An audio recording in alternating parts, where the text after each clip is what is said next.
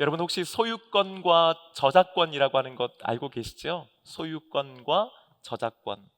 소유권이라고 하는 것은요, 어떤 물건을 가진 사람이 그 물건을 마음대로 사용하거나 처분할 수 있도록 가지게 되는 권리를 말합니다.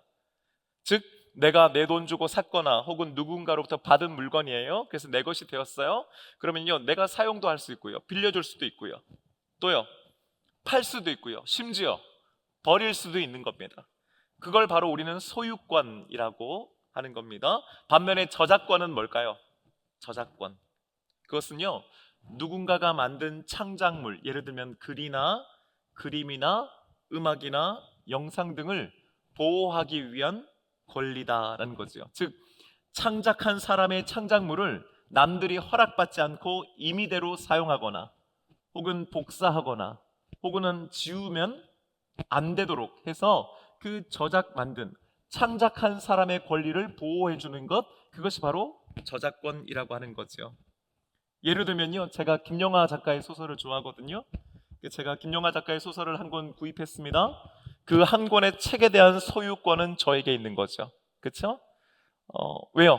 제가 그 책값을 지불하고 그 책을 샀기 때문입니다.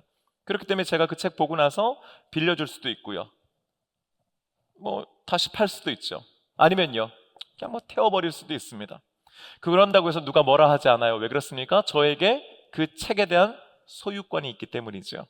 반면에요, 만약 제가 그 소설을 읽다가 이 부분 너무 좋은데 하고 복사해가지고 마치 제가 쓴 글인 양 한다면요, 혹은 이 부분은 이렇게 되는 거 싫어, 이거 별로 마음에 안 들어, 이 부분은 이거 바꿔야 되겠어 한다면요, 그건요, 제가 그 책에 대한 소유권을 가지고 있음에도 불구하고 저작권법으로 처벌받습니다. 왜 그렇습니까? 그 소설을 쓴 김영하 작가의 의도, 목적, 그쵸? 그의 생각, 그의 글을 제가 임의대로 허락받지 않고 마음대로 했기 때문이에요. 그건 안 된다라고 하는 게 바로 저작권법입니다. 그러니까 소유권과 저작권 다르다는 거 여러분 이해하셨죠? 자, 이것을 좀 마음에 두고 오늘 말씀 함께 보면 훨씬 더 이해가 쉽고 은혜가 될 거라고 생각합니다. 오늘 본문 말씀 출애굽기 21장 1절부터 11절까지의 말씀은요, 종에 관한 말씀입니다. 종. 현대 사회는 더 이상 계급 사회도 신분제 사회도 아니죠. 물론 실제로 살아보면은 그런 게 있다는 걸 알지만, 은연중에 다 있다는 걸 알지만, 그래도 법적으로는 모든 사람은 다 평등합니다. 그렇죠? 하지만 하나님께서요, 이스라엘 백성들과 신의 산 언약을 맺으시고 십계명을 시작으로 하나님의 법을 이스라엘 백성들에게 주셨던 이때 당시만 해도요, 엄연하게 상전과 종, 주인과 종이 있는 신분제 사회, 계급 사회였다라고 하는 것을 여러분 우리가 이해할 필요가 있습니다. 1절 말씀 우리 먼저 함께 읽으십시다. 시작. 내가 백성 앞에 세울 법규는 이러하니라. 우리는 아멘. 이미 지난 시간에 하나님께서 시내 산에 강림하셔서 십계명을 시작으로 이스라엘 백성들에게 말씀하셨다고 하는 것을 배워 알고 있죠. 그때 상황에 여러분, 하나님의 음성을 직접 듣는 것을 이들이 감당하지를 못하는 거예요. 너무너무 무서운 거예요. 너무너무 두려운 거예요. 그러자 모세에게 어떻게 합니까? 우리는 감당 못하겠으니까 당신이 좀 가서 대신 들어달라고 부탁하지 않습니까? 그렇죠? 그들은 뒷걸음질 쳤습니다. 하지만 모세는요, 오히려 하나님이 계시는 흑암 안으로 들어갔다라고 말씀 기록하고 있잖아요. 그때의 상황입니다. 이제 하나님께서 모세에게 말씀하시고 모세는 그 들은 것을 백성들에게 전달하는 상황에 있는 것이지요. 자, 제가 조금 전에 1절부터 11절까지의 말씀이 종에 관한 법이라고 말씀드렸습니다. 그런데 그 중에서 특별히 히브리 종에 한정된 말씀이라고 하는 것을 이해할 필요가 있습니다. 2절은요, 이렇게 시작되는데요, 내가 히브리 종을 사면 하는 거예요. 여러분, 히브리라고 하는 거 우리는 교회에서 많이 들었죠. 근데 여러분, 히브리라고 하는 게 무슨 뜻이에요? 히브리 민족, 히브리 백성, 히브리 사람 이런 말 많이 하잖아요. 근데 히브리가 무슨 뜻이에요? 이 히브리라고 하는 것은요, 건너가다, 통과하다라는 뜻이에요. 자, 그럼 이제 이해가 딱 되죠? 뭘 건너갔어요, 이스라엘 백성들이? 홍해를 건넜잖아요. 그렇죠? 뭘 통과했어요? 홍해를 통과한 사람들이에요. 즉, 우리는 통과한 사람들이란 말이에요. 우리는 건너간 사람들이란 말이에요. 그게 이 이스라엘 민족의 정체성이에요. 그래서 뭐라고 자신들 불렀어요? 우리는 히브리 민족, 히브리인, 우리는 건넌 사람, 우리는 통과한 사람들이다라고 하는 자부심이 있는 말이란 말입니다. 근데 문제는 뭐예요? 그 사람들 중에서, 그 동족 중에서 종이 된 사람이 있단 말이에요. 무슨 이유에서는 알 수 없지만은 아마도 경제적인 이유가 뭐 대부분이겠죠, 그렇죠? 내가 갑자기 뭐 자원해가지고 종 되고 싶은 사람이 어디 있겠어요? 자, 자기 힘으로는 도저히 살 수 없어서, 혹은 생계를 책임질 수 없는 사람이 내가 종이 되겠습니다라고 하는 거예요. 그래서 누군가가 그 종을 사는 겁니다. 자, 그러면 어떻게 합니까? 2절부터 4절까지 말씀이 조금 길지만 함께 우리 천천히 함께 읽어보십시다. 내가 내가 히브리 종을 사면 그는 6해 동안 섬길 것이요 7째 해에는 몸값을 물지 않고 나가 자유인이 될 것이며, 만일 그가 단신으로 왔으면 단신으로 나갈 것이요 장가 들었으면 그의 아내도 그와 함께 나가려니와, 만일 상전이 그에게 아내를 주어 그의 아내가 아들이나 딸을 낳았으면 그의 아내와 그의 자식들은 상전에게 속할 것이요 그는 단신으로 나갈 것이로되. 아멘. 아멘. 간단하게 말하면 이겁니다. 자, 종이 된 순간부터 6년이 지나요. 그러면 7년째 되면 어떻게 돼요? 풀어줘야 되는 거예요. 이유 묻지 말고, 이유 따지지 말고 그냥 풀어주는 겁니다. 뭐 돈 더 내라라 뭐 이런 거 안 돼요. 그냥 풀어줘야 됩니다. 그러고요, 아내가 같이 온 거예요. 알고 보니까 팔려왔는데 아내가 있어서 같이 온 거예요. 그럼 어떻게 하라고요? 7년째 되면 아내도 역시 같이 보내줘라는 거예요. 두말하지 않고. 자, 그런데 만약 들어올 때는 혼자였어요. 싱글이었어요. 그런데 주인이 배우자를 이렇게 찾아준 거예요. 그러니까 아내를 준 거예요. 그리고 거기서 자식들이 태어났어요. 6년이라고 하는 시간이니까 뭐 얼마든지 그럴 수 있죠, 그죠? 근데 그렇게 되면 어떻게 돼야 돼요? 그 아내와 거기서 태어난 자식들은 놔두고 나가야 돼요. 왜 그렇습니까? 주인이, 상전이 이제 소위 말해서 중매선거고, 그 여자와 자녀들은 주인에게 속한 자였기 때문인 거죠. 좀 억울하지만, 부당하지만 어떻게 돼요? 그게 법이었단 말이죠. 자, 근데 여러분, 이 말씀만 들었을 때 여러분 어떤 생각 드세요? 저는요, 이 말씀이 너무너무 놀랍다는 생각을 합니다. 왜 그렇습니까? 우리가 생각하기에요, 한 번 종이면 영원한 종이에요. 해병대도 아닌데, 그쵸? 한 번 해병은 영원한 해병인데, 종도 한 번 종이면 영원한 종이에요. 우리는 그렇게 생각하잖아요. 그리고 그렇잖아요, 실제로. 여러분, 조선시대만 하더라도요, 여러분, 엄격한 신분제 사회였지 않습니까? 물론 면천이라고 하는 제도가 있었습니다. 하지만 여러분, 정말 가뭄에 콩나듯이 그건 정말 특별한 상황에서만 허락되었던 제도였어요. 한 번 종이면요, 죽을 때까지 종으로 사는 겁니다. 주인이 내가 너 면천시켜줄게 하지 않는 이상 안 돼요. 근데 여러분, 어느 주인이 그렇게 하겠어요? 자기 재산인데요, 그게 자기 힘이고 권력인데요, 내려놓지 않죠. 그런데 지금으로부터 3,500년 전에, 여러분 조선왕조 500년 전 아니에요? 3,500년 전에 고대 근동 지역에서 하나님께서 이토록 파격적인 법을 이스라엘 백성들에게 주시면서, 이게 법이다, 이게 나의 결정이다, 나는 이렇게 한다, 너희들은 이렇게 해야 된다 말씀해 주시는 겁니다. 그런데 예외 규정이 하나 있죠. 5절 말씀 함께 읽겠습니다. 시작. 만일 종이 분명히 말하기를 내가 상전과 내 처자를 사랑하니 나가서 자유인이 되지 않겠노라 하면. 아멘. 6년이 지났어요. 7년째가 됐습니다. 그런데 그냥 나가야 되는데, 근데 6년이라고 한 시간 동안에 결혼해서 알콩달콩 살고 또 아이들도 태어나고 하니까요, 어때요? 사랑하잖아요. 우리 남편분들 아내 사랑하시죠?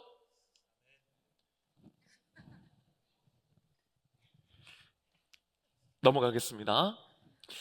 자, 근데 여러분, 이런 생각 안 드세요? 오늘 말씀이요, 뭐라고 얘기하냐면요, 상전과 내 처자를 사랑하니에요. 무슨 말씀이냐면은, 내 처와 자식은 내가 사랑할 수 있잖아요. 가족이니까. 근데 여기 누가 포함돼요?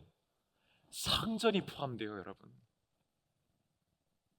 내가 내 상전은 꼴도 보기 싫지만은 내가 내 처와 내 자식 사랑하니까 내 가족 때문에라도 내가 참는다, 내가. 6년 참고 내 7년째 되면은 내 데려나간다, 아니면 난 그냥 나간다, 이게 아니고요. 내 처자식을 사랑하는 건 물론이거든요, 내 상전도 내가 사랑하는 거예요. 이게 함께 있어야 돼요. 상전만 혹은 처자만 아니에요. 이 둘을 다 함께 사랑하는 사람, 그에게만 어떤 예외 규정이 있느냐? 계속 살 수 있단 말이에요. 6절 말씀 함께 읽겠습니다. 상전이 그를 데리고 재판장에게로 갈 것이요 또 그를 문이나 문설주 앞으로 데리고 가서 그곳에다가 송곳으로 그의 귀를 뚫을 것이라. 그는 종신토록 그 상전을 섬기리라. 그렇게 되면요, 종신토록이에요. 종신토록. 죽을 때까지죠. 그 주인을 섬깁니다 하는 거죠. 누구에게 가요? 그런데 재판장에게 가요. 그런데 여러분, 놀라운 것은요, 오늘 이 말씀에 기록된 재판장이라고 하는 단어가 엘로힘이라고 하는 단어인데, 엘로힘은 곧 하나님의 또 다른 이름이에요. 가기는 재판장에게 가요. 하지만 여러분, 그것을 허락하는 것은 뭐예요? 그 하나님의 권위를 가진 재판관, 즉 그 뒤에 계시는 하나님 앞으로 나아간다라고 하는 것을 의미하는 겁니다.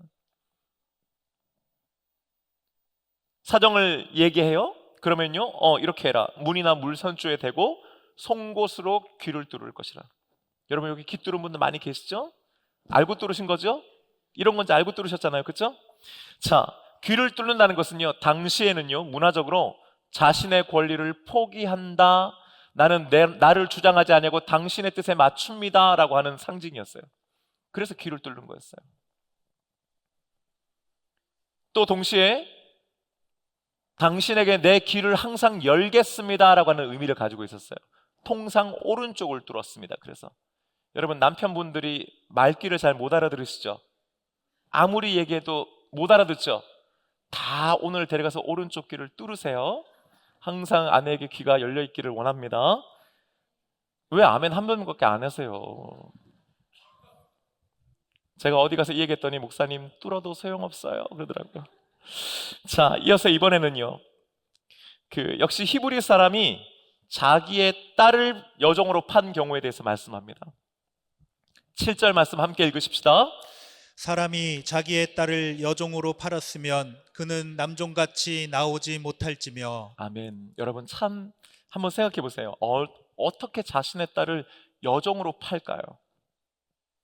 얼마나 어려우면, 그렇죠? 얼마나 상황이 안 좋으면 그렇게 하겠어요.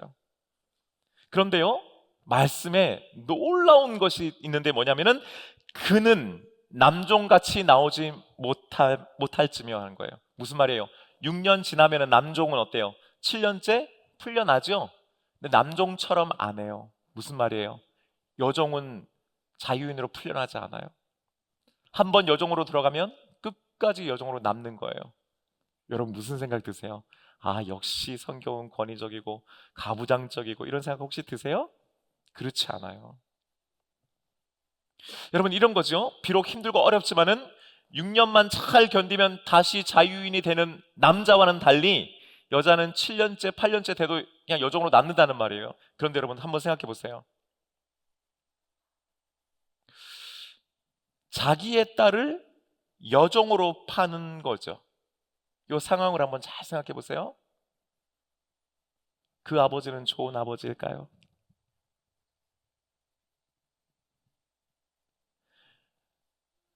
자신의 딸이 여종으로 6년을 살았어요.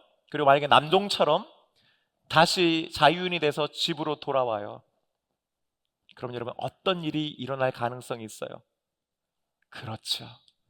아버지가 다시 파는 거예요.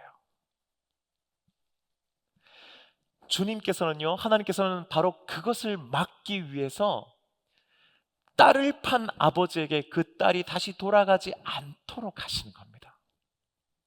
가부장적인 게 아니에요. 남녀 차별하시는 게 아니에요. 오히려 아버지에 의해 여종으로 팔려간 그 소녀 혹은 여인을 보호하시기 위한 법인 줄로 믿습니다. 그런데요, 놀라운 것은요, 이어지는 말씀들이에요. 여러분, 남의 딸을 종으로 산 경우가 아무나 그렇게 하는 게 아니에요. 두 가지 케이스가 있어요. 두 가지 경우예요. 하나는요, 자신의 아내 삼으려고 할 때, 대체로 첩이겠죠. 후실이겠죠. 두 번째는요, 자기 아들에게 주려고 할 때예요. 여러분 놀랍지 않으세요?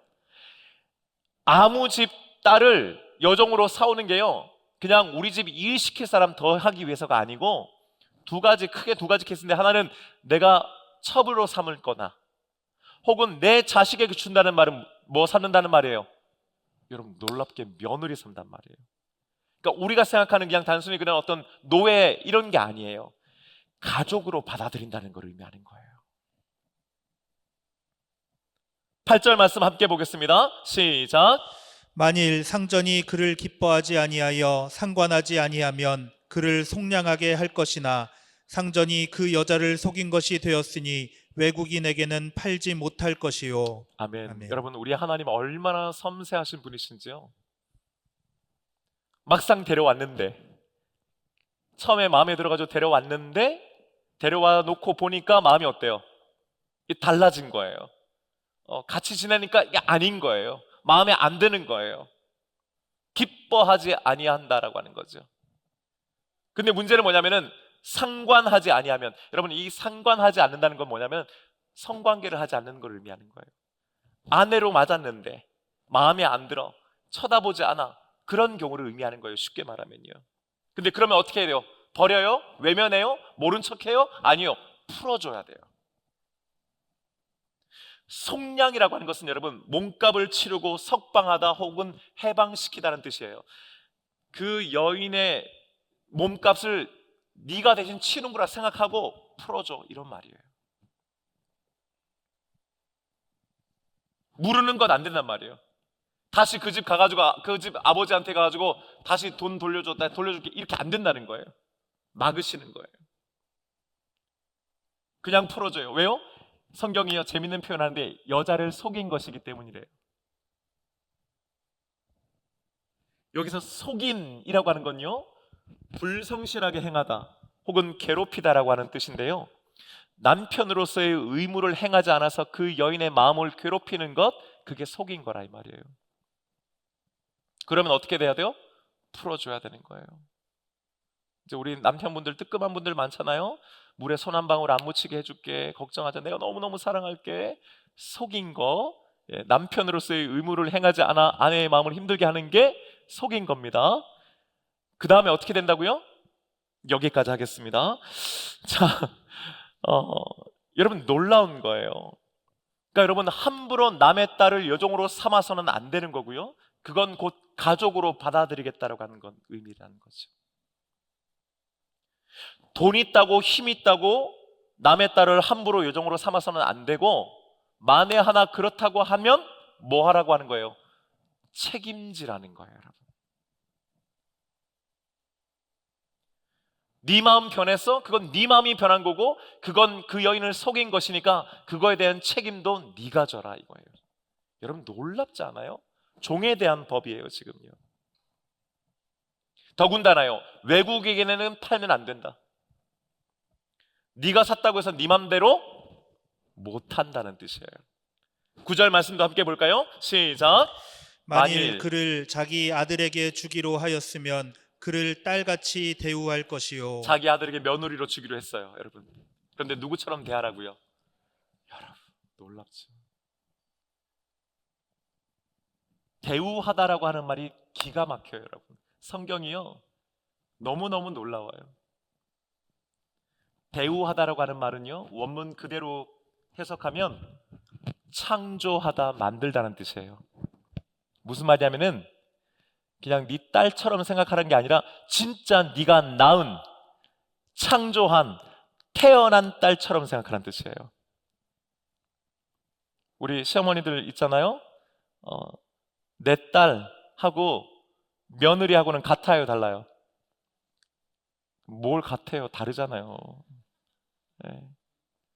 근데 성경이 딸처럼 대우하라고 하는 건 뭐냐면 진짜 네가 네 배 아파 낳은 딸로 창조된 사람, 창조되고 태어난 것처럼 생각하라는 거예요. 그냥 생각만, 머리만, 마음으로만 아니라 진짜 그렇게 대우해라. 딸 다르고 며느리 다르고 아니고 심지어 여종으로 팔려온 며느리여도 함부로 대하지 말라는 거예요. 네 친딸처럼 대우해 주란 말이에요. 끝으로 10절 말씀 함께 읽겠습니다. 시작. 만일 상전이 다른 여자에게 장가들지라도 그 여자의 음식과 의복과 동침하는 것은 끊지 말 11절 것이요 말씀, 그가 이 세 가지를 시행하지 아니하면 여자는 속전을 내지 않고 거저 나가게 할 것이니라. 아멘. 아멘. 첩으로 데려왔는데 마음에 안 들어요. 내보내요? 내보내지 못해요. 데리고 있어요. 근데 데리고 있는데 네가 알아서 살아, 안 된다는 거예요. 음식, 의복, 그리고 동침하는 것까지, 그건 남편의 의무, 그걸 끝까지 지켜라는 거예요. 무슨 말이에요? 최소한의 생활, 인간답게 여성으로서의 존엄성을 지키며 살 수 있도록 네 책임과 의무를 다해라는 거예요. 여러분, 다시 말씀드려요. 오늘 이 말씀은 종에 관한 법이에요.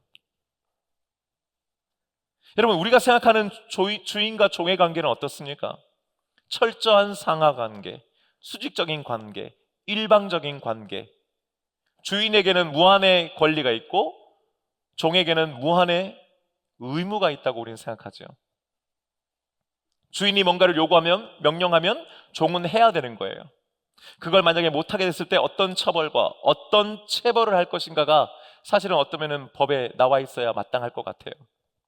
주인의 입장에서 주인의 권리를 보호하는 쪽으로. 하지만 여러분, 말씀은요, 주인의 권리가 아니라 종의 보호에 하나님의 마음이 있다는 것을 우리에게 가르쳐주고 있는 겁니다. 주인의 권리도 중요합니다. 하지만 동시에 종도, 특별히 사람, 히브리 사람으로서 보호받아야 된다라고 말씀해 주시는 거예요. 그럼 여러분, 주인의 입장에서는 좀 억울하잖아요. 그렇지 않아요? 내가 내 돈 주고 샀는데, 내가 비용을 치렀는데, 대가를 치렀는데 그만큼의 권리, 내가 하고 싶은 대로 내가 할 수 있는 것 아닌가? 우리는 생각합니다. 여러분, 성경은요 분명히 소유권을 인정합니다. 그렇죠? 누구누구의 소유, 누구누구의 것이라고 하는 걸 분명히 인정해요. 하지만 여러분, 굳이 따지면요, 소유권까지는 인정하지만 하나님의 저작권을 넘보지 말라고 하는 말씀인 거예요. 돈으로 남종과 여종을 살 수는 있어요. 하지만 그 남종과 여종이기 이전에 한 사람의 인격체요, 인간으로 창조하시고 이 땅에 그 생명을 보내신 분의 목적과 의도와 계획하심과 사랑하심까지 주인이 네가 샀다고 해서 함부로 할 수 있는 것 아니야 하고 제한하신 거란 말이죠. 사랑하는 여러분, 이 말씀이 처음 이스라엘 백성들에게 전달된 건 지금부터 약 3,500년 전입니다. 그리고 우리는 2025년에 살고 있어요. 우리 사회에서는 더 이상 상전도 종도 존재하지 않습니다. 그럼에도 불구하고 오늘 이 말씀을 이 밤에 우리에게 주시는 이유가 뭘까요? 오늘날 우리는 내 것과 네 것을 정확하게 구분합니다. 남의 것을 우리는 함부로 빼앗아서는 안 되죠. 남의 것을 우리는 함부로 사용해서는 안 되죠. 동시에 그것이 우리는 너무나 명확하기 때문에 내 것 역시 빼앗기는 것을 싫어합니다. 내 건 확실한 내 것이란 말이죠. 나의 소유권을 중요하게 생각하는 거예요. 누군가는 말합니다. 내 돈 주고 내가 하겠다는데 누가 뭐라 그래? 이건 내 거야. 내가 샀어. 내가 얻었어. 그러니까 이거 쓰든 버리든 내 맘대로 하는데 당신이 뭐야? 라고 말이죠. 맞는 말이에요. 문제는요, 그러다 보니까 어느새 내 인생이 내 것이라고 생각합니다. 우리는. 그러면서 자기 마음대로 할 수 있다고 생각해요. 심지어 사는 것도 죽는 것도 자신이 결정할 수 있다고 생각합니다. 여러분, 안락사, 존엄사라고 하는 말 들어보셨죠? 뭐예요? 멋지게 살다 죽고 싶다는 거예요. 인간답게 살고 인간답게 죽고 싶다는 거예요. 이런 말하면 사람들이 대체로 동의합니다. 지금요, 서구의 선진국들은 이미 시행하고 있는 나라들도 있어요. 마치 이런 얘기를 들으면 멋있다, 쿨하다. 맞아, 인간은 그런 거지. 구질구질하게 병실에서 병약하게 그렇게 살다가 의식도 없이 살다가 그렇게 살고 싶지 않아라고 얘기해요. 다들 나도 돈만 있으면 그렇게 하고 싶다고 생각해요. 여러분, 여기에 포인트가 있는 거예요. 여러분, 아무나 존엄사, 아무나 안락사 할 수 없습니다. 여러분, 결국 그 안락사와 존엄사는요, 돈 있고 힘 있고 명예 있는 사람들이 할 수 있는 거예요. 마치 그들이 하는 것을요, 그걸 할 수 없는 우리 대부분은 다 마치 대단한 것처럼, 지성적인 것처럼, 인격적이고 인간적인 것처럼 생각합니다. 사단은 그렇게 포장합니다. 그들은 인생에 대한 자신의 소유권을 주장합니다. 내 것이니까 살지도 말지도 내가 결정한다는 거예요. 죽을 날도 내가 결정한다고 생각하는 겁니다. 하지만 여러분, 잘못된 겁니다. 우리는 간혹 배우자도 자신의 소유에 있다고 생각하는 사람들이 있습니다. 내 마음대로 안 되면 힘들어합니다. 어려워합니다. 가장 큰 건요, 아마 자식 아니었을까 싶습니다. 내 배 아파 낳은 누구 자식이에요? 봐요, 하나님 자식이라고 우리 못하잖아요. 내 자식이죠, 내 자식. 그러니까 어때요? 우리 자녀들의 인생에 대한 어머니로서, 아버지로서의 내 계획이 있어요. 내 기대가 있어요. 애가 이거 하고 싶어 하는데 보니까, 물론 나쁜 길로, 악한 길로 가면 부모로서 당연히 단호하게 막아야죠. 하지만 내가 생각하고 내가 꿈꾸는 어떤 수준, 어떤 방향으로 가지 않으면요, 자식인데 힘들어요. 자꾸 땡겨요. 자꾸 밀어요. 자식의 인생에 대한 소유권을 부모인 우리가 주장하는 겁니다. 범준아, 금범아, 엄마 아빠가 이래라 저래라 하면은, 아빠 저는 하나님의 거예요. 꼭 그 얘기 알겠지? 소유권, 저에 대한 소유권을 주장하지 마세요. 그래, 알겠지? 어떻게 또 그런 건 또 아멘하냐. 여러분, 문제는 뭐냐면요, 내 인생이 됐든 내 가정이 됐든 내 자식이 됐든 자녀가 됐든 내 기업이 됐든 내가 소유권이 있다고 생각하니까 우리는 마음대로 합니다.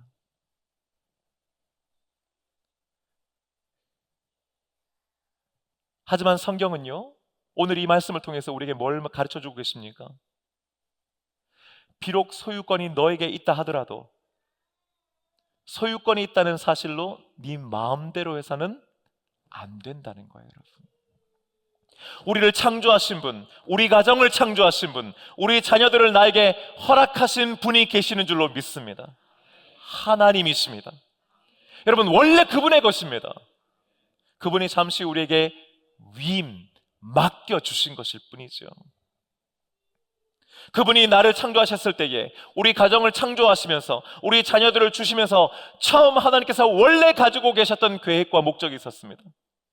그분의 뜻하심이 있습니다. 그분의 인도하심이 있습니다. 우리 한 사람 한 사람, 우리 한 가정 한 가정, 우리 자녀 한 명 한 명에 대한 하나님의 꿈과 비전이 있는 줄로 믿습니다. 그리고 그분은 그것을 지금까지도 이루어오셨고 지금도 이루고 계시고 앞으로도 이루어 주실 줄로 믿습니다. 여러분, 그것이 바로 하나님의 저작권입니다. 여러분, 저작권이라고 하는 것이 영어로요 right of author이에요. 그러니까 저자의, 그 사람의 권리란 말이에요. 저작권이라고 하는 것은요, 저자의 작품에 대한 권리예요. 여러분, 저와 여러분은, 우리 가정은, 우리 자녀들은 하나님의 작품인 줄로 믿습니다. 누가 권리를 가지고 계세요? 하나님이 가지고 계십니다. 우리는 그것을 인정해야 하는 줄로 믿습니다. 우리가 함부로 그것들을 세상의 걸로 대체할 수가 없단 말이에요. 하나님의 저작권을 함부로 사단 마귀에게 넘겨줘서는 안 된다는 겁니다. 그렇게 우리 인생과 가정과 자녀들은 하나님의 뜻대로 움직이고 살아가야 하는 것인 줄로 믿습니다. 여러분, 그것이 바로 우리 인생에 대한 하나님의 소유권, 하나님의 저작권을 인정해 드리는 것이에요. 교회도 마찬가지 아닙니까? 교회의 머리는 예수 그리스도이신 줄로 믿습니다. 그 말은 교회의 주인이 예수님이시라는 말이에요. 교회는 예수님의 것인 줄로 믿습니다. 목사나 장로나 권사나 유력한 몇 사람 혹은 교회의 개척 멤버, 원년 멤버의 것이 아니란 말이죠. 여러분, 우리 이걸 너무 잘 압니다. 하지만요, 너무 자주 있습니다. 오늘날 얼마나 많은 목회자들이요, 마치 교회의 소유권이 자신에게 있는 양 알고 살아간지 모릅니다. 어렵게 개척했습니다. 과정은 힘들었지만 하나님께서 놀라운 부흥을 주셨습니다. 성장했습니다. 말로는 다 하나님께서 하셨다고 합니다. 하지만 어느새 자기 공인 줄 알고 자기 집은 찾습니다. 얼마나 많은 한국 교회들이요, 하나님께서 하셨습니다 하면서 내가 내 인생을 여기 바쳤는데 하는 목사들에 의해서 병들고 분열되고 있는지 모릅니다. 자신의 사역이 끝났음에도 불구하고 교회 안에 버젓이 자기 사무실을 둡니다. 자기 공간을 둡니다. 하나님이 하셨다면서요. 말은 하나님께서 하셨다고 하지만은 자기 건 줄 압니다. 목회하면서도 자기 마음대로 했을 것이고, 목회를 마치고 나서도 그 안에서 영향력을 행사합니다. 교회의 소유권을 자신에게 있다고 착각하는 목사들입니다. 목사만 그렇습니까? 교인들 중에서도요, 특별히 중직자들 중에서도 마치 자기가 교회의 주인인 줄 착각하는 사람들이 있지 않습니까? 여러분, 왜 교회가 분열되고 어려워집니까? 더 선교를 못해서입니까? 더 예배를 못 드렸습니까? 아닙니다. 교회 안에서 자기 교회라고 생각하는 사람들이 많아지면 반드시 그렇게 됩니다. 하지만 여러분, 교회의 주인은 예수님이신 줄로 믿습니다. 여러분, 우리는요, 자꾸 예수님께 우리 교회의 소유권을 넘겨드려야 합니다. 뿐만 아닙니다. 교회의 저작권도 예수님에게 있는 줄로 믿습니다. 주님께서는요, 내 교회를 세우겠다고 말씀하셨습니다. 이 땅에 있는 모든 교회의 저작권은 예수님께 있습니다. 주님의 계획하심과 뜻하심이 있어서 주님께서 이 땅에 교회를 심으셨습니다. 그렇다면요, 목사 한 사람, 당회원 몇 명에 의해서 좌지우지 되지 않는 교회가 되도록 해야 하는 것이겠죠. 왜 그렇습니까? 저자가 주님이시기 때문입니다. 교회의 생명력과 운동력은 따라서 임의대로 사용되어서는 안 됩니다. 성도들의 소중한 기도와 땀과 눈물과 봉사와 헌신과 헌금 역시 저작권자이신 예수님의 뜻대로 사용되도록 우리는 끊임없이 주님께 뜻을 묻고 기도해야 되는 줄로 믿습니다. 그렇기에 담임 목사인 저와 당회원들, 우리 중직자들이 항상 주님의 뜻이 어디 있는지를 끊임없이 물어야 되는 것입니다. 여러분, 힘으로, 세력으로, 숫자로 교회에서는 밀어붙여서는 안 됩니다. 잊지 마십시오. 교회는 그래서는 안 됩니다. 내 마음에 안 든다고 해서 자꾸 분열과 다툼으로 그것을 뒤에서 조장해서도 안 됩니다. 우리 교회는 주님의 뜻하심과 계획하심이 무엇인지를 항상 살펴서 그것을 이루어가는 교회 되기를 주님의 이름으로 축복합니다. 이미 그렇게 되고 있다고 믿습니다. 사랑하는 여러분, 하나님께서 우리에게 정말 많은 것들을 주셨습니다. 사실 우리는요, 많은 것들을 이미 소유하고 있습니다. 원래 그것들에 대한 모든 소유권은 주님께 있었습니다. 그런데 그것을 주님께서 우리에게 주셨습니다. 여러분, 감사한 일이잖아요. 이 땅에 살아가면서 주님께서는 우리에게 많은 것들을 소유할 수 있는 권리를 위임해 주셨습니다. 하지만 여러분, 내게 잠시 소유권이 있다고 해서 함부로 사용해서는 안 됩니다. 여기 우리 청년들, 우리 지금 10대들, 20대들이 있는데요, 여러분의 젊음을 여러분의 것이라고 생각해 함부로 사용해서는 안 됩니다. 반드시 후회합니다. 지금의 여러분의 젊음을 자꾸 주님께로 넘겨드리게 되시기를 주님의 이름으로 축복합니다. 동시에 저작권은 하나님께 있음을 여러분 기억하십시다. 그리하여 하나님의 뜻하심과 계획하심, 일하신 대로 살아가고 살아내는 저와 여러분과 우리 동서원교회 되기를 주님의 이름으로 축복합니다. 이제 우리 다 함께 자리에서 일어나서요, 오늘 이 찬양 여러분들과 함께 하기 원합니다.